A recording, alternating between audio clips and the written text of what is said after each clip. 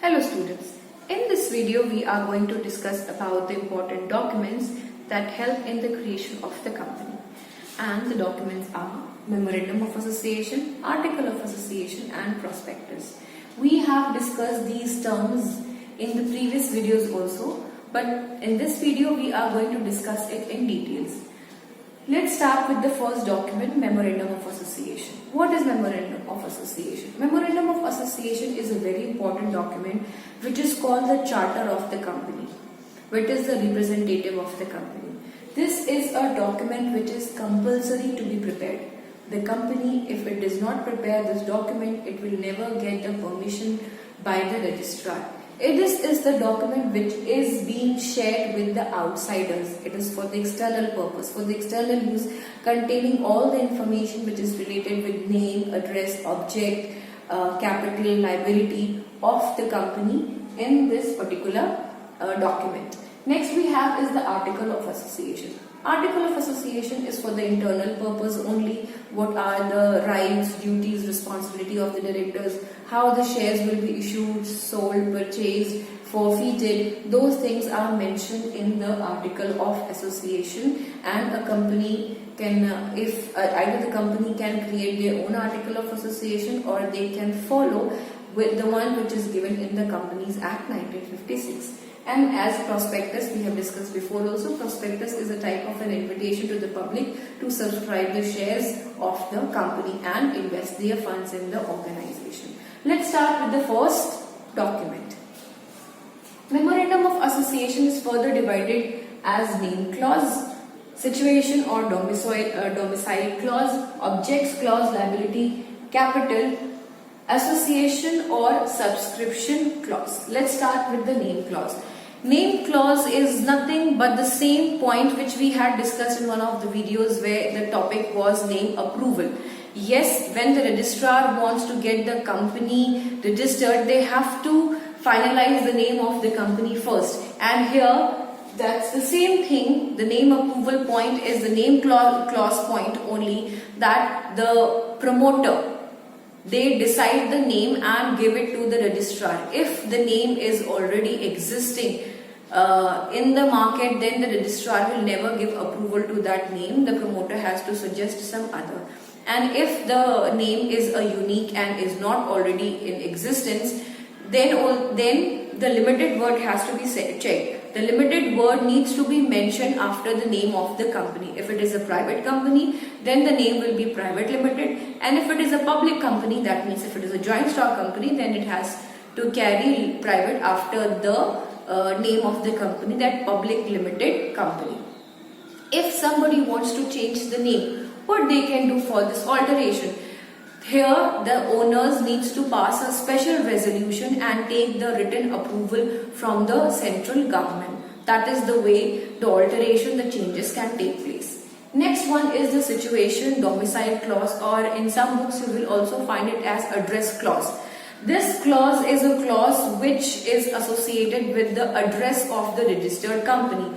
Now since the company is getting registered, where it is associated, that address has also to be mentioned in the document. Fine. And if the promoter or if the owner of the company is wanting to shift the company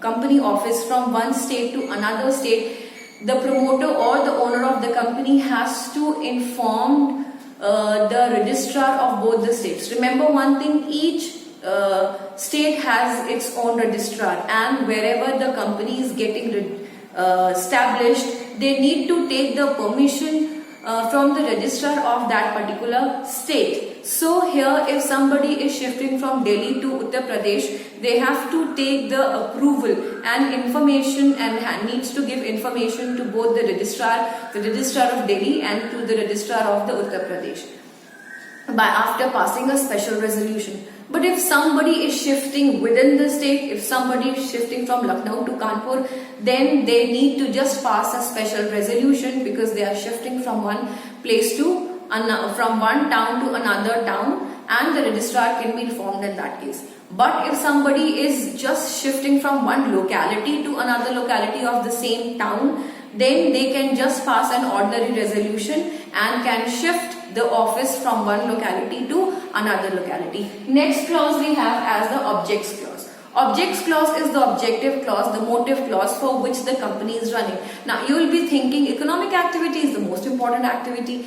The profit is the one because of which the company is running. Yes, my friends, that's the main objective of the organization. But if the organization is having some other clauses also, that can also be mentioned in the objects or objective clause.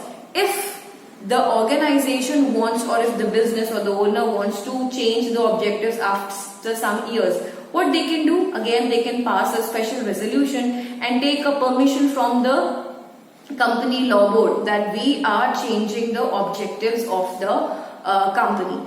Then what has to be done in the liability clause? Liability clause is the clause which explains that by which security the funds have come in the organization, what is the unit which has been sold. So the liability of the shareholder lies only up to the proportion which they have contributed in the organization, whether they are buying shares, where they are buying debentures or any other unit, any other security, their liability will be limited only up to the level as much they have contributed. We have discussed this liability clause before also in the term under limited liability. So nobody can ask the security holders, the shareholders, the debenture holders to bear the loss beyond their contribution level. And to if somebody wants to make a changes in this, if the owners want, then they can just take a unanimous decision in the board meeting by informing the other members that they are willing to bring some changes in the liability clause.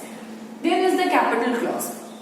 Capital, as I said, is also called as an authorized amount, authorized figure with which the company is going to be registered, with which the company is going to start. And this is the figure which needs to be informed to the registrar so that he is aware that what is the financial strength and soundness of the company. If somebody is wanting to bring, if the owners are wanting to bring the change in the capital clause of the company, again what they can do, they can pass a special resolution and take an approval from the company law board that we are willing to change the authorized capital figure. Last one is association, or we even call it subscription clause. Association clause, in this particular we are talking about the board of directors who have already given their written consent that we are accepting to be the directors of the company. Yes, we have purchased qualifying shares, and here all the documents have already been signed and attested.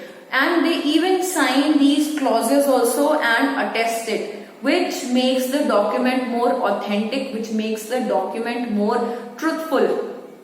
And if somebody is wanting to make changes in this, no. This is one clause which cannot be changed. If the directors have purchased the qualifying shares, if they have become the directors, none of the changes can be done in this particular clause. So this was all about the memorandum of association. Next we have article of association. As I told you, this is for the internal purpose. Then what is mentioned in this? In this, the rights of the directors are mentioned, the duties of the directors are mentioned, how the members will join the organization, that procedure is mentioned, how they will leave, that is mentioned. If somebody is not able to pay the installments of the shares and their shares are getting forfeited, that means taken back by the company, what should be the procedure, that is mentioned. If somebody, what basically the operational activities that take place within the organization, all those small to big details are mentioned in this article of association. Fine. Most of the time company make their own article of association, right? They make their own article of association. But if they are not making their own article of association, because this is compulsory to make, there is no option in this, they have an option for this, that if they are not creating article of association, then what they are going to do? In that case, they have to follow table A, which is mentioned in, which is already given, prepared in the Companies Act 1956. In some of the books, this is a fact which is given in NCERT books. Remember that. In some of the books, you will find written table F. But sticking to the facts which are given in NCERT book from many long years, it is table A. So if a company is not creating their own article of association, they will be following this particular table which already has prepared terms and conditions. The company will follow all those norms. And if they want to make some changes, some alteration over there, they can pass a special resolution, inform the registrar, take a permission from the company law board, and they can make those changes. Last one is the prospectus, which we have already discussed before, that it is an invitation to the public, right? And here are the points: an invitation to public at large, that many people are being requested, are being asked to invest their savings in the company, so that the company will get enough fund, will become financially more sound, and can run its business more smoothly. The second point is it is an invitation on behalf of the company, right? The company being a separate legal identity is giving the invitation. Though it is getting forwarded by the directors, by the members of the company, but still it carries the name of the company only.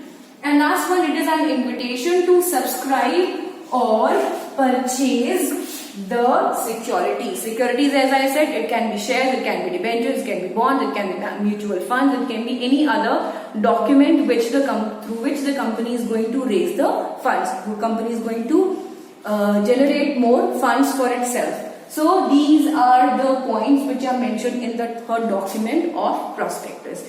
Here we are winding up with the chapter a formation of a company. I am revising it once more. Formation of a company is a separate chapter in NCERT book, but in other books you will find it clubbed with the chapter number 2, that is formation of a company. Thank you all for watching it. See you in the next video.